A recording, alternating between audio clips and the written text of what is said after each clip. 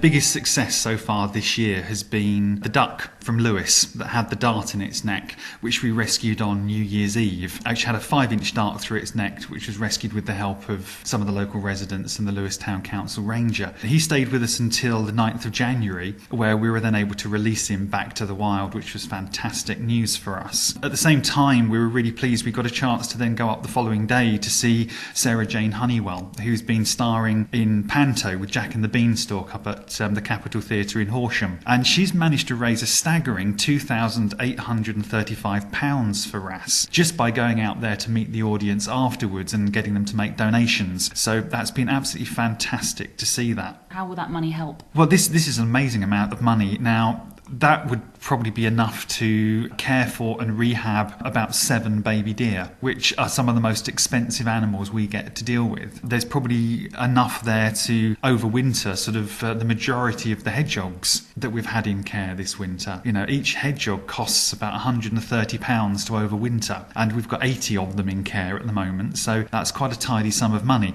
So this really will help at this time of year to pay for those bills, mainly the food bill. Now, we've just spent over £600 on getting cat food in, and we do that like every 6 weeks or so. So it's quite a large sum of money that we spend trying to get the animals looked after. So having someone like Sarah Jane that's proactive in this way in raising money for us is absolutely fantastic. We had a pheasant come in from Halford's Auto Centre in Newhaven back in January. Now, this pheasant was actually wedged in the grille of a car. The gentleman was driving home to Newhaven and actually found the pheasant the following morning stuck behind the grille. So he drove his car down to Halford's Auto Centre on the industrial estate, where he asked them to basically rescue the pheasant from the car. Luckily and amazingly, it was still alive. So we were then called by the staff to come and collect the animal and get him back to our centre. Now, after about 10 days of treatment, we managed to get him turned around quite nicely. He wasn't seriously injured at all, which amazed us, and we've now managed to release him in a safe area where he can live with other pheasants quite nicely. But it's not the only pheasant we've had. We've actually got one in care at the moment, and it was picked up by a train driver as he was coming out of Brighton towards Lewis, and it appears to have been hit by a train. Now, that sounds quite severe, but luckily it's not too bad. So it's got some bruising down its spine, but otherwise that's nothing too severe. It's using its legs, but just not strong enough to stand at the moment. So we're having to give it physio on a daily basis to make sure that it's okay, but hopefully he'll make a full recovery and we can still get him back to the wild. How do you give physio to a pheasant? Physio to a pheasant is easier than it sounds. You know, you have to basically provide them with support. So you hold them around the body and you let them sort of try and stand, and then you sort of let their legs take the weight slowly, and that way it sort of builds up the muscle strength, which is really what we're trying to do here. And then, you know, you sort of just do it slowly by moving the legs up and down and stretching them and bending them, and that way it just slowly builds up that muscle strength, which is what they need. And you mentioned about the hedgehogs you've got in. It's been a busy winter. Yeah, this winter, oddly enough, the number of call-outs we've had to hedgehogs has not been as high as last year, and I think that's mainly down to the fact that we've not had the really harsh winter that we've had for the last 2 years. So this year we've actually got more hedgehogs in care despite not having as many call-outs, and that's mainly because of our success rate in treating them this year is much higher than previous years. I put some of that down to the testing that we're now able to do for looking for internal parasites, which is not a particularly nice job because it means you've got to take fecal samples and look at them under microscopes. But we're now able to target the medication a lot better and more accurately than we've ever been able to do, and as a result we're saving a lot more. And there was a rather nasty attack over in Lower Dicker. Yeah, this amazed us because not long after Christmas, beginning of January time, we were called to a hedgehog that had been attacked by a dog at Lower Dicker, and we were amazed to see fly eggs on the casualty. Now, this time of year we don't expect to find fly eggs. You know, they're an absolute nightmare to deal with. Luckily, none of them had turned into maggots, so we were able to clear them up, but it came as quite a shock to us, and it really showed how mild this winter's been. The fact that we've still got flies around, and still, you know, animals are still at risk when they're injured at this time of year. And it seems that pigeons are taking shelter in less conventional places than usual. Yeah, Tony and Claire, bless them, a couple of our rescuers based in Polegate, actually got called out to a house not far from where they live, and a cat had brought in a pigeon through the cat flap of all things and then just let it go. So it then decided to fly around the house, and the lady that owned the house was very much in a flap, to say the least, when she called us, and Tony and Claire were able to go down there and catch it quite successfully, and actually bring it into the casualty centre. The poor thing actually had ruptured its crop, which is at the front of the neck on a bird, and that's what holds all the food when they eat it, and then they slowly digest it over time. And unfortunately there was a hole in this which had to be surgically repaired, and he's actually still in care with us at the moment, but within the next week or two we aim to get him back out to the wild now that wound is fully recovered. So that's quite a nice little success story. But the other problem we're getting a lot at the moment is calcium deficient doves. Now most people are probably saying, well, how do you know that it's calcium deficient? Well, amazingly, collared doves breed all year round. They're one of the few birds that do, and amazingly they're not actually native to this country. They've been here for quite a while, but they are an introduced species, and as a result they do now nest all year round and breed all year round. But during the winter months the food sources are not easy to come by. The quality of the food that they're eating is very poor, and as a result they're just not eating enough calcium. This means that when the youngsters develop, they develop very weak. Sometimes you see rickets, like the bending of the bones in their legs and their wings, but the most common thing is when you see what's called their feathers being in pin, and this is where there's a sheath around the feather that does not break and split open, and therefore it looks like the animal's got like drinking straws sticking out of its body instead of feathers. Is there anything we can do to help them with their food? I think making sure that a good quality food is put down. Some foods have added vitamins and minerals dusted on them and stuff like that, but that gets quite expensive to just put out in the garden. But just making sure that there's a good variety of food, not just one particular type of food, and that way just having a good round all general diet can actually help avoid that sort of problem from developing. But also making sure that bird feeders, bird tables and everything are clean and hygienic, and then the birds are not eating rotting food or food that could potentially poison them. Why is it that we're seeing more swans crash landing? Is there anything that causes this? Yeah, winter's a very common time of year for us to get crash swans. In the autumn and into the winter and on the run up to Christmas, the parent swans will basically start chasing their youngsters off. They'll be telling them, right, you've been with us for long enough, you can now fly, it's your turn to disappear off, find your own territory, find your own partner, and leave us and prepare for next year's youngsters. So what we're finding is that we're getting inexperienced swans that are flying around the areas looking for new places to set up territories. They may not be that good at flying because they haven't been flying for very long, and as a result they start crash landing, especially in rough weather. And as a result we've had quite a few which have crashed, including a couple of schools in Eastbourne. We also had one on the main A2100 at Battle, where the police were actually called and they had to stop the traffic in order for one of the local vets to actually pick up the swan and take it back to their vet's practice, where we were then called. He came into care for a short while, but again they don't normally stay for very long before we can get them back out and released. One of the biggest problems we've had this winter though is the ice and calls to swans stuck in ice, especially at the Pals Pond at Lewis. Now over the 3 weeks where we had the really harsh frosts and ice and snow, we got 29 calls by local residents saying the swan was stuck in ice, and every single time we went down there the swan wasn't stuck in ice. A lot of people were making the mistake of thinking that because they couldn't see one of the legs, that leg was therefore stuck in the ice, but the leg is actually tucked up into the feathers to keep warm.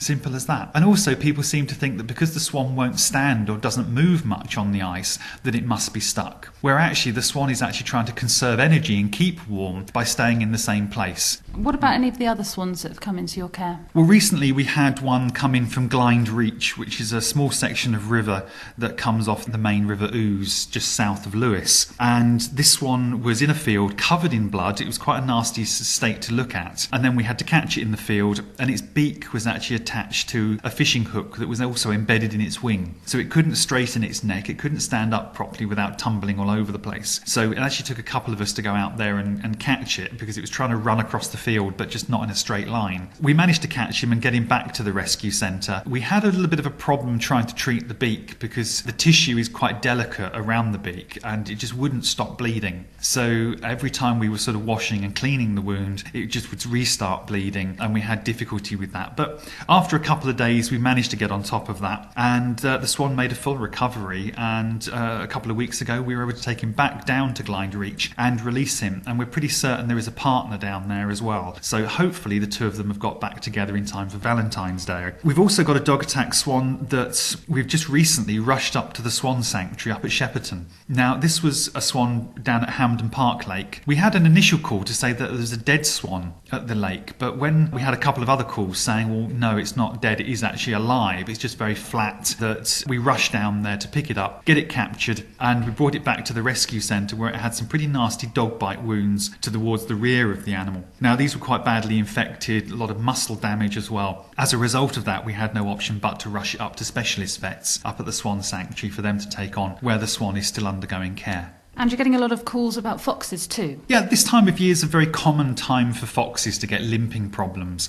Now, because a fox isn't putting weight on a leg doesn't necessarily mean the leg is broken, and that's what most people assume. But a lot of the time it is just a muscular ligament or a tendon issue, and those sorts of things can actually heal themselves given time. And with supportive care out on site, they can quite often make a full recovery. A lot of it depends on the severity of the injury as to whether it needs to come in. And we frequently have to weigh up the benefits to the stress of the animal being caught and brought into captivity over the speed and need for it to come in for care. So it's really a case with a lot of these calls we advise people to supplementary feed the animal, make sure they're getting a good diet, and just on a temporary basis make sure that they don't have to hunt too much for their food. That way they can make a quicker recovery and can stay in the wild in a much less stressful environment. And there was a misunderstanding out at Pevensey Bay. Yeah, Tony was asked to have a look at this fox down at Pevensey Bay. The lady had reported it as being collapsed next to a stream, and she'd seen it the previous day in exactly the same position, and she strongly believed that it had not got up, it had not moved at all and was collapsed and basically needed rescuing urgently. So we sent an ambulance down there to have a look at the situation, and yeah, the fox is there the other side of the stream, sort of curled up, sunning itself in effect. So Tony thought, well, if it has been there, we've got to check it out. And he had the job of then wading through this stream in order to get to the fox. So he was absolutely covered in mud. And when he got to the other side of the stream, the fox just basically lifted its head, looked at him, and then ran off. So Tony, to say the least, was not best pleased that there was nothing wrong with the fox at all. And he'd got so muddy and wet in the process of having to try and corner it and catch it. But he saw the funny side of it, luckily. And I think we've all been there on occasions. And it used to be quite common that we'd have oiled birds wash up along the shorelines all the time, but it seems it's still happening now. Yeah, when I first started back in the 1980s, we used to get up to 500 birds a year washing up covered in oil on the Sussex coastline. Now, luckily these days we don't get as many, nowhere near as many. And this winter we've only had 2 calls in total. One was at Peacehaven and one at Telscombe Cliffs. Both of them we sent ambulances out to, but they were right on the very waterline. And when we attempted capture, they both managed to get back out into the sea, sadly. So we weren't able to rescue those. But the legislation has changed now. So tankers that use the English Channel have to go into port to wash out their tanks. They can no longer just fill their tanks with salt water from the sea and then discharge it into the sea. And that's what used to cause so many of the oil birds coming ashore. But these days, there's no doubt about it, the seas are a lot cleaner, and that this is a piece of legislation that has actually worked for a change. But if someone does come across an oiled bird, they shouldn't try and fix it themselves, should they? No, if you do come across any bird that is covered in oil or pollution of any sort, don't just take it home and wash it. That's the least of their worries. What we're more concerned about is treating them internally for anything that they've digested, because that's what's going to kill them. So the best thing to do is either to get it into your local vet's practice or contact a rescue organisation that can get out there quickly and then get it treated and medicated as soon as possible. And you're on bird of prey watch along the A27. Yes, more and more we're finding people reporting buzzards in the area. And also we've got a few red kites that now seem to be in the area as well. Now, buzzards are extremely large birds of prey.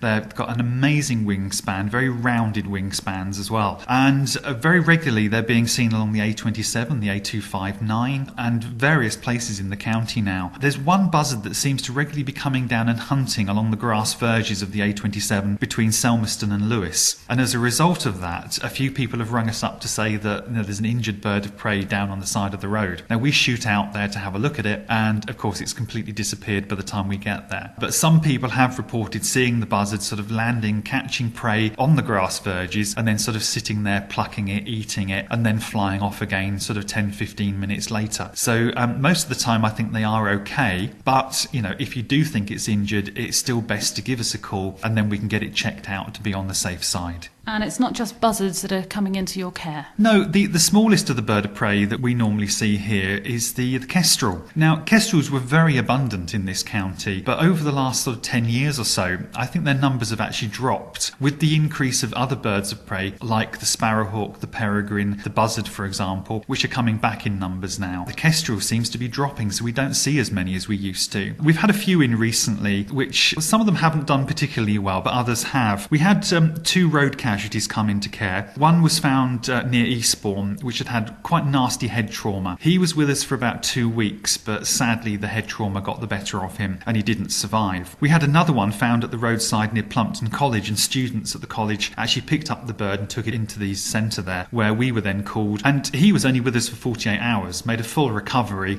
and we were able to take him back down by Plumpton Church and release him back to the wild, which was fantastic news. Many of us think that maybe our songbirds are disappearing, but you're seeing a few of the smaller birds come in too. Yeah, this time of year we don't see that many of our garden birds, but recently we've had quite a few chapinches and also thrushes and blackbirds coming in. It's really nice to see them because we don't see that many adults. We saw more of the babies than we do the adults. The chapinches was quite a sad case because it was a male and a female, probably a pair as well. And whether the male was chasing the female or something else was chasing them, I'm really not sure. But they both flew into a window, struck a window, so they were both very dazed and concussed. Sadly, the female didn't survive. She obviously must have hit the window first. Her head trauma was very severe, and after 48 hours, sadly, she passed away. But the male made a full recovery. He didn't take very long for him to recover at all. So we were able to get him back down to Chiddingly, where he was found, where he was then released, and hopefully he'll find another female and be able to pair up in time for the spring. What should we do if we do have a bird fly into our windows at home? Should we leave them for a few minutes to see if they're going to fly off on their own, or instantly pick up the phone? I think if something does hit a window, then sometimes they can be just a little bit dazed and concussed. By going out and actually attempting to pick them up and putting them into a box, you may find that there's enough stimulus there, enough adrenaline then pumping into the system for them to then pick themselves up and fly off. However, if they don't, and you are able to pick them up, then place them into a cardboard box with something soft on the floor, put them somewhere dark and warm for a couple of hours, and then have another look at them. And assuming that there's no obvious sign of injury, of course, then leave them in the box for 2 hours and then give someone a call afterwards if the animal doesn't look as if it's any more lively. And then a rescue organisation should come out, check the animals over and treat them accordingly. And you've got lots of activities planned for the next few months. Yeah, definitely. This year has been an amazing year for us for doing talks. I've actually done more talks so far this year than I did last year in total so far. And it's been fantastic to get out there and meet various organisations. Certainly, we've been to the Polegate Ladies Circle, Hardwick House Nursing Home, Ancaster Court Nursing Home, Woodside Hall Nursing Home. We've even been to a talk for the Sussex Wildlife Trust as well, which do fantastic work. And in total, we've raised about £500 so far this year just by doing our talks. So if anyone wants to book us for a talk, then they've only got to phone on the office number, the 01825 873 003, and you can book us in for like a 45-minute to an hour talk. And I don't charge for my time. I just ask for a donation to go to the charity for undertaking the talk. We've got our unusual quiz night coming up on the 3rd of March. Now, we ran a couple of these last year, and we ran one for the volunteers, and then we did a public one, and they went down amazingly well. Actually, we were quite surprised at how people enjoyed them. They're not your usual boring sort of list of questions and an answer sheet. We make our quizzes as entertaining as possible, and we try and make them as sensory as possible as well. So we include things like taste, if you can guess the taste. We have different drinks that you can drink, which we add like food colouring to, so you can't recognise them and stuff like that. We have sort of pictures you have to identify, sounds you have to identify, TV themes you have to identify, all those sorts of things. So, guessing the ingredients, guessing the plants, all those sorts of things, so it's more physical and sensory than just a list of boring questions. So they're great fun and well worth coming along. And on the 3rd of March, you can get tickets. It's £10 per person, but this includes free entry complimentary to the quiz and free food and soup and chilli, stuff like that, which we'll be creating. And there'll also be a bar as well, so you can have a drink at the same time. Berwick Village Hall is not far away. It's only just north of the A27 by the Drusillas roundabout, so not far from Helsham, Seaford, Eastbourne, Uckfield, Lewis. It's a very easy place to get to, and it's only a 5-minute walk from the local railway station as well. And looking ahead to Easter, what's happening then? Right, on the 14th of April, we have our Easter Extravaganza, of course.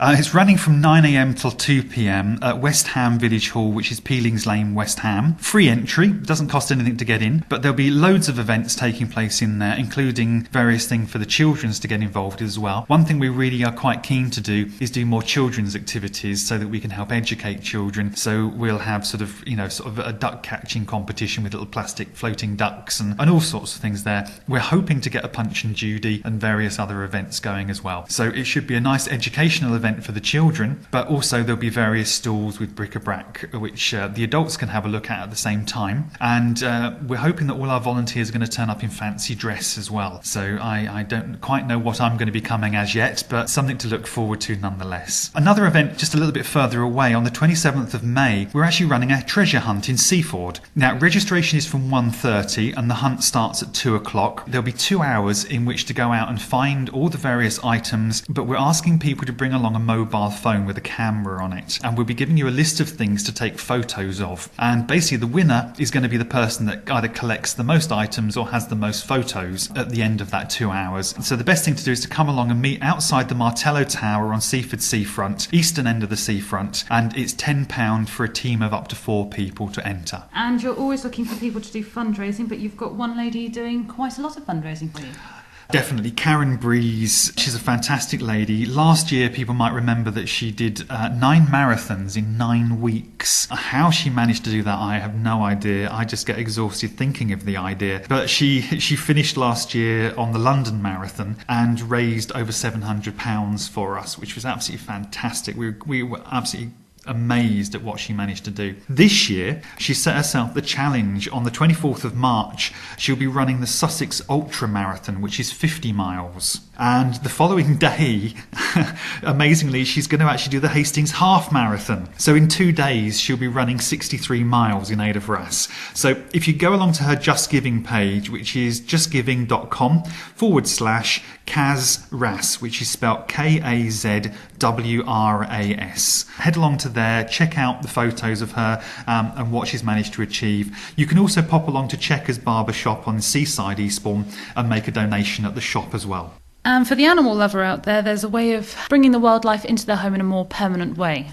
We've got a professional wildlife artist that's come on board to help try and raise some funds for us. Now, Sandra Palm is quite a well-known artist, and she works with various mediums, but she's decided to create a fantastic fox portrait for us. And it's all pastel drawings as well, and the detail on it is amazing. I've seen some photos of it, and I can't believe the detail that she's managed to create using pastels. So you could basically own this drawing, which is going to be a one-off. It's a unique piece of art, and all you've got to do is go to her Just Giving page, which is justgiving.com/fox portrait, and just make a donation on there. And basically, one person from that Just Giving page will be selected at random to own this portrait. So you just got to go online, make a donation, and you could be the winner of this fantastic fox portrait. Now, 2012 is already looking pretty busy, but 2011 was just as busy. And there's a way of recapping exactly what went on at WRAS last year. Yeah, we're really pleased that this year we've been able to put a DVD together. And this is like a 2011 review of what's gone on with some of the major rescues and events that have gone on. So we've got loads of video footage, some of it just taken on mobile phones, some of it taken on proper cameras. And you can really sort of get behind the scenes with what happens at rescues and see for yourself the effort that goes in,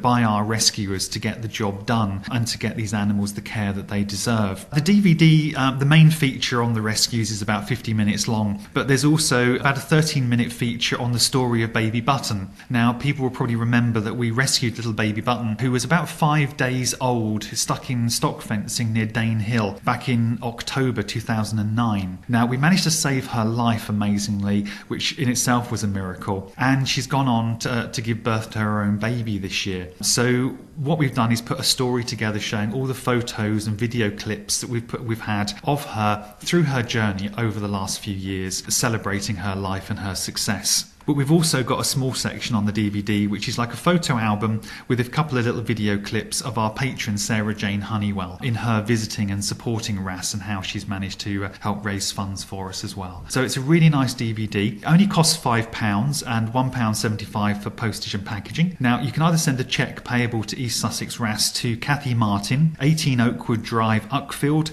TN22 1XA, or you can go onto our website, wildlifeambulance.org, click on the eBay shop link, and it's available there as well. And what are the plans for the future? We're doing a lot of expansion work at the Casualty Centre here. You know, we said that when we took on the Casualty Centre that we would try and develop it slowly over sort of a 3 to 5 year period. And I'm amazed that we've been here so long and we've managed to achieve so much. And we've got the education room, which is now almost up and running. We've got some new pens that we've created recently for the hedgehogs to go into. We've got a new volunteer area where they can sort of sit and relax and obviously have a break whilst they're working here. And we've got new casualty rooms that are in the pipeline. But we're also really pleased that we've just been able to purchase some X-ray equipment. So we're now working with a radiological protection advisor to set up a safe working environment for using an X-ray machine. It means we've got various training courses and that which we need to go on as well. And it's just fantastic news that we're able to expand as much as we have been in the financial climate that we've faced here. So I'm really pleased, and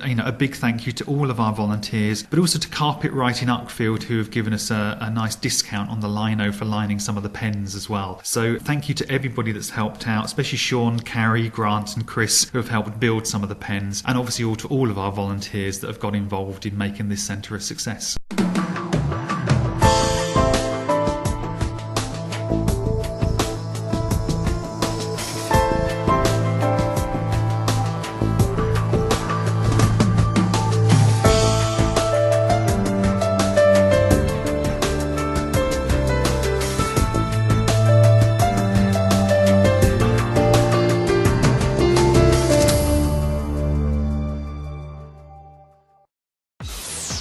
You're listening to Free Music by Dano. Download free MP3s at danosongs.com.